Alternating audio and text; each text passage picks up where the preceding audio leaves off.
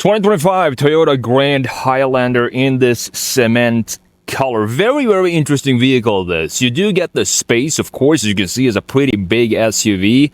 When it comes to the powertrains, though, I'm very, very surprised with the hybrid setup that we have here. We have a 2.5-liter inline-4 with two E-motors, but you only get 175 pound-feet of torque. Feels very strange. That's all they managed to cram out of this engine. You also have a CVT gearbox, of course, which I think in this type of vehicle, this size of an SUV, I mean, come on, put a regular gearbox in this vehicle. But other than that, the value, I guess, is pretty good, around $56,000 for this one with all the space that you're getting, the 20-inch wheels, the Nightshade edition, everything being blacked out. So we're going to have a look at the front end design, the side view, the rear, of course, the interior, which I'm a huge fan of. I'm going to let you know why in a minute. And last but not least, of course, we're going to take this for a drive. The 2025 Toyota Grand Highlander is powered by a 2.5-liter hybrid 4-cylinder plus two E-motors. You got 245 horsepower, 175 pound-feet of torque. It's connected to an eCVT gearbox. Got all-wheel drive, 0 to 60 takes about 7.5 seconds. Fuel economy comes in at 36 city, 32 highway. And the price is this one is spec'd $56,818. My 11-hour online class in design sketching is now only $47. If you have any desire to pick up the skill of sketching products using simple tools such as a big pen and cheap print paper, this is something you want to check out. Over the years, I've taught thousands of students from all around the world how to sketch cars and products, and most of them have seen amazing results from my classes. Analog Designer Pro Pack is the full bundle of all my classes I've released over the years, and it's yours for just $47. Check out everything that's included and see what my students have to say in the link in the description, or simply visit analogdesignerpropack.com. Starting, of course, with the front and the design. A lot of chiseledness going on in this design. We have a massive grille all the way down here, completely blacked out. Of course, this being the Nightshade edition, completely open as well, which I like to see. Everything here is completely open in the bottom and in the top. We have the front mounted camera located right there. Toyota logo. We have this mustache up top in the black trim. Of course, again, Nightshade edition. Fog lights integrated right here, full LED. Headlights, love to see that the indicators are also now LED. This reminds me a little bit maybe of the Lexus, swoosh L shape that we have. Very sharp design, but I do like, said this before, but when chamfers are coming back around the key graphics in the front end, makes for a good looking design. We have a chamfer right here, big chamfer up top, and also this one down here at the bottom with the parking sensors integrated along this area in the lower section. Now look at the Grand Highlander from a straight front view. Some might say that the grille might be a little bit too big. It's overplayed, big grills like this, but for some reason, the Japanese, they tend to make a lot of styling features in the front end. Big grill, Lexus have it, of course, as well. But for some reason here, I do think it actually works. It doesn't look oversized to me. It feels like it has its place in the front end. It's also very stately. If you look at this from a side view, you have a vertical front end just going straight up right here into the sculpted hood up top. Overall, I think it's a pretty decent looking design. Very handsome and very stately, like we want to have in a big SUV like this. Looking up top on the hood and the sculptedness that we have going on here, we have one line right here connecting to the very corner of the grille. Love to see it. And then we also have this swooping, almost like a fading chamfer going in this area, looking pretty clean as well. It's not over stylized. We don't want to have that in the big brothers when it comes to the lineup and the size of the vehicle. The larger the vehicle, the less sort of styling you want to have in the vehicles, and more restrained, more stately, more confident vibe. And I do think we have that here. I also love to see that the headlight unit itself, the internal pieces, the housing for it is completely blacked out, blending nicely with the rest of the black graphics that we have in the front and all around this vehicle. Now, coming on to the side view of the Grand Highlander right here, you can see that the styling is not as extreme as we have in, for example, the RAV4. It's a little bit more restrained here. We just talked about why this being the big brother, but we do have 20-inch wheels. This being the Nightshade, yes, they are completely blacked out here, as you can see. 255mm wide tires.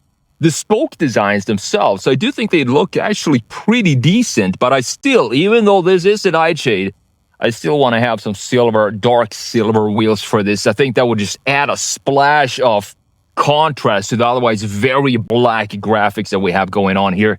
You can see the shoulder line, another chamfer coming around here, dipping down, creating a very nice shoulder line, going up here, swooping up and connecting to the very corner of the headlight right there. Blacked out side mirrors as well. We have the lower section right here carved out some portion with this line. In this area, we have the black graphics going all the way cladding around the wheel arches here with the black door handles as well. I don't know how many times I said black in this video, but that's what you get with the nightshade. Now look at the overall proportions of this. I do think it has a Toyota identity to it, specifically with the shoulder line similar to what we have on the RAV4, for example. And this being the big brother, you want to have it be a little bit more boxy in its design. And this is a typical two-box design that we have going on right here. The proportions look good.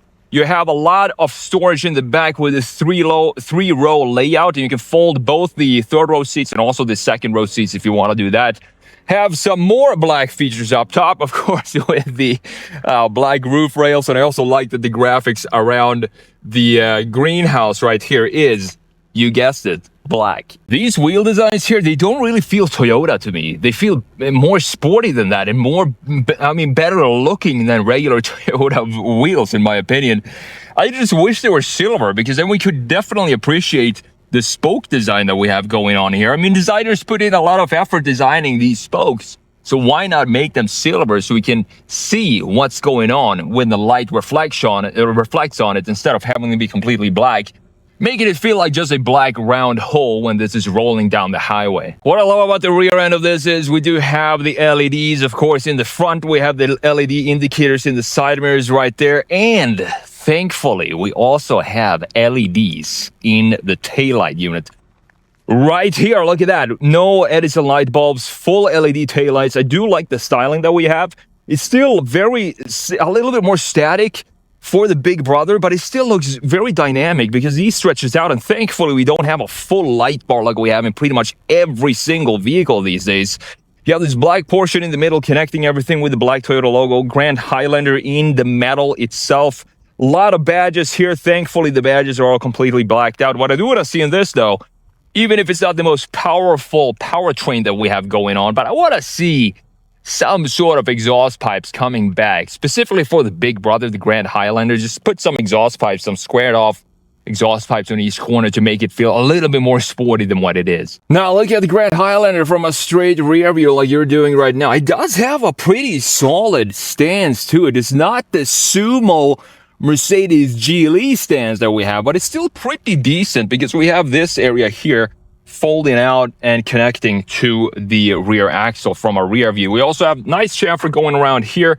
We have another chamfer in this area right here. What I do want to do is just hide this wiper and have it be hidden under this area. We do have a big brake light up top integrated in this black spoiler, looking pretty decent. So overall, the exterior design for the Grand Highlander looks pretty good. I just wish it had a little bit more power and a regular gearbox. But before we take it for a drive, let's have a look, first of all, the cargo space in the back. So let's open that up and let me show you what's happening in the back. So opening up the trunk here, as I said, you do have 3 rows in this vehicle. You can fold up all rows, obviously. If you fold up the third row, you have 20 cubic feet behind the third row. If you fold down the second row, you actually got 97 cubic feet of space back here, which is similar to what you have in the Sequoia, for example. Not bad at all.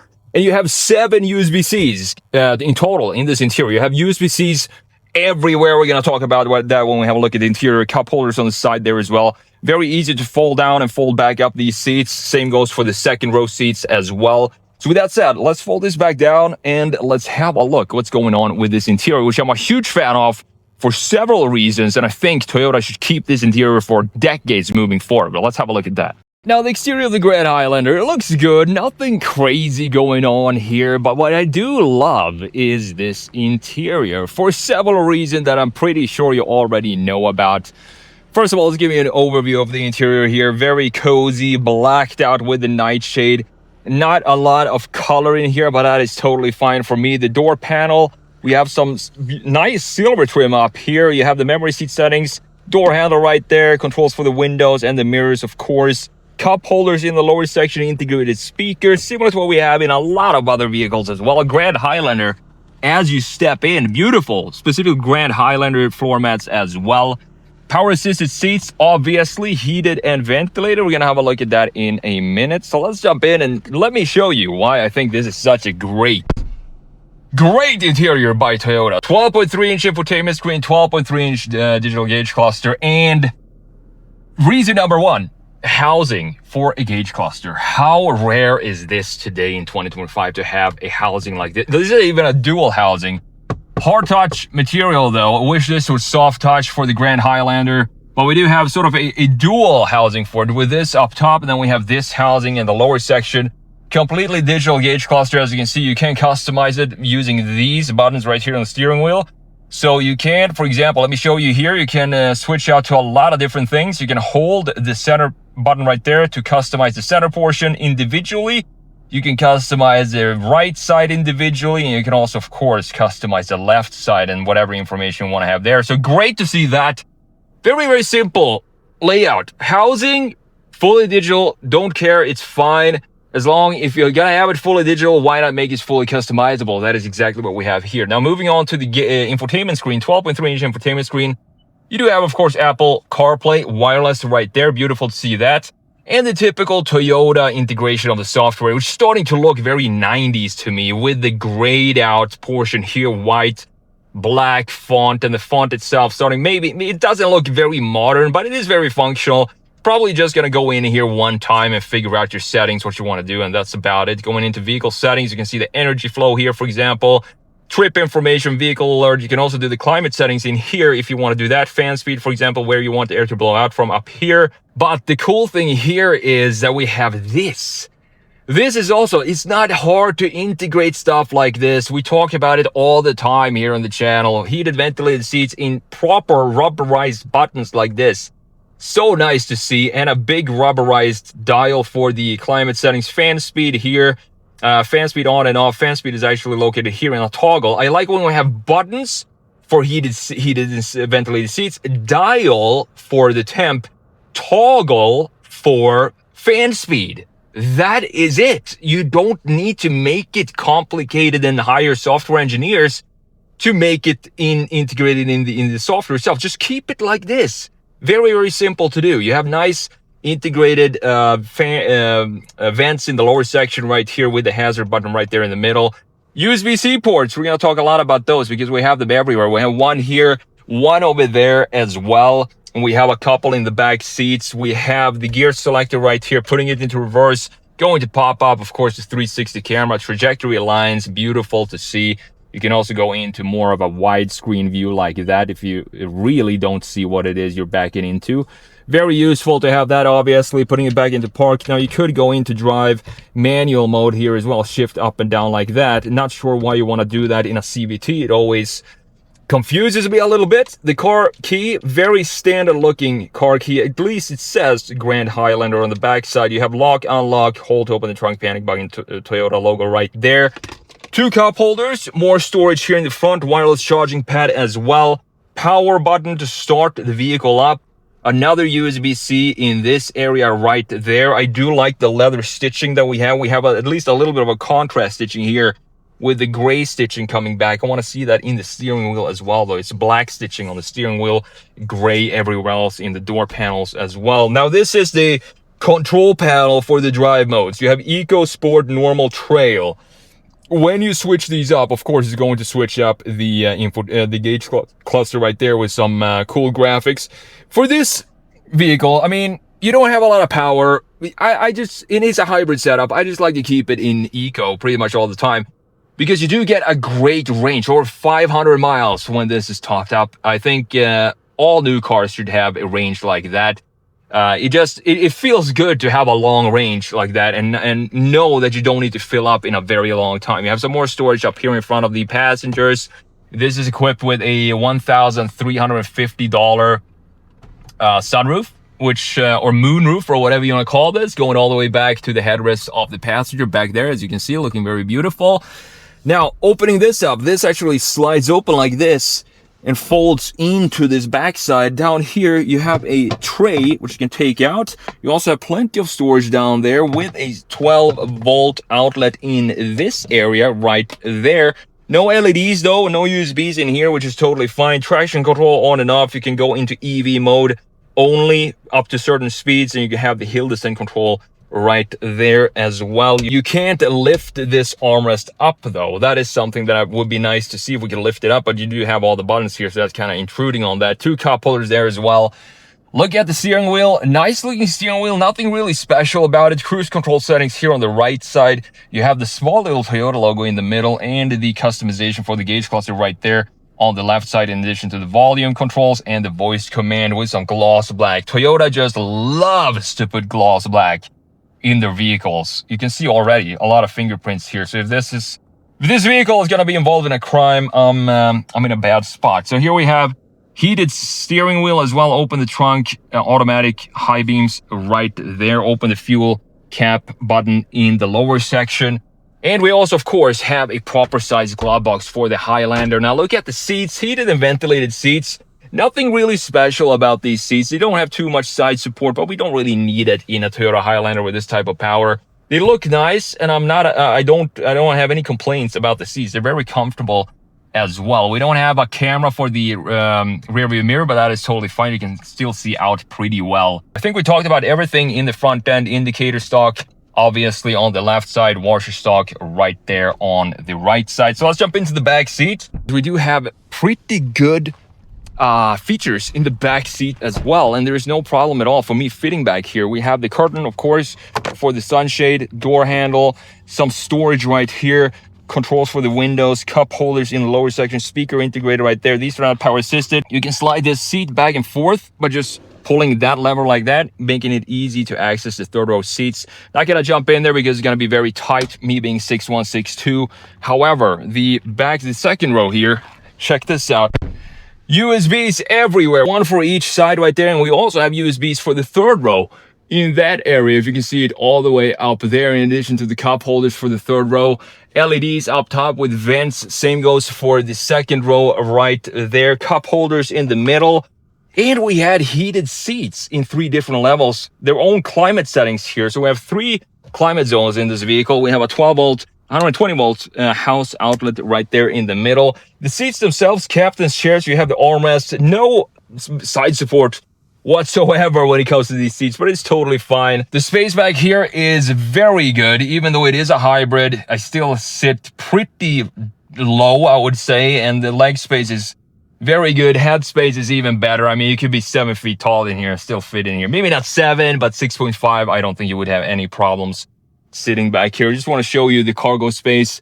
When you have the third row folded, you have 60 cubic feet of cargo space. When these are folded down, you get over 90 cubic feet with the second row folded down. So with that said, we talked about the exterior design, the interior design, and now it's time to take this for a drive. All right, guys, let's take the Toyota 2025 Toyota Grand Highlander for a drive, and let's see what this is all about. Now, the comfort in here, the comfort is great.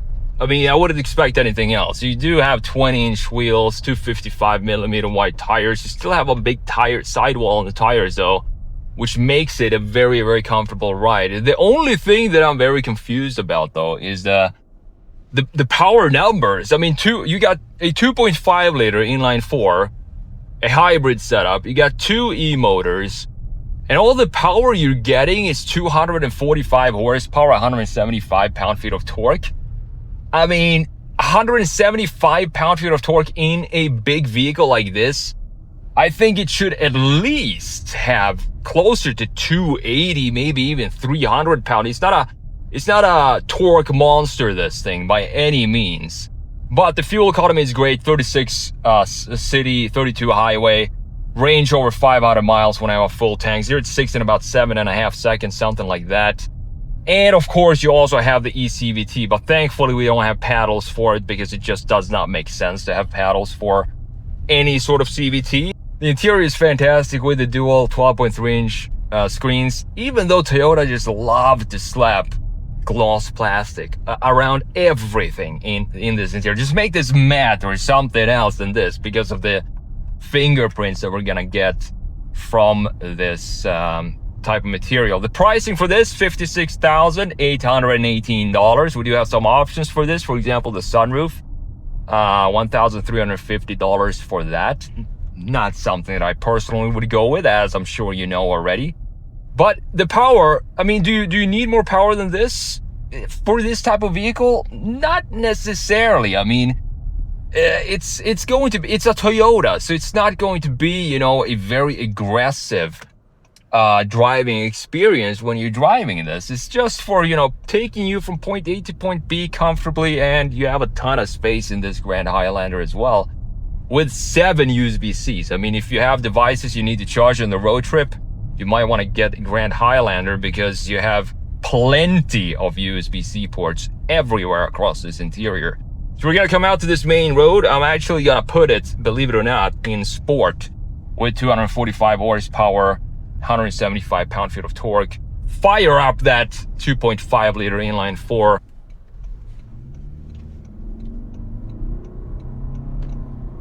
Oh, I love that CVT scream. Not really. I feel like, you know, putting a CVT in a RAV4 or something like that, in that size, Corolla Cross, sure, do it. I mean, it's not the biggest SUVs out there, and I don't think people who buy those type of vehicles really care. Maybe they don't care about this either. But when you have a big SUV like this, I definitely want to have just a regular gearbox, an 8-speed or something like that in this, because it doesn't feel like it suits its personality to have a CVT when you have such a massive vehicle. I don't know why, but I feel CVTs are more suitable for smaller vehicles. But I'm going to floor it here, and we're going to listen to the CVT scream as we accelerate, coming onto this 50-mile-per-hour stretch. So let's go.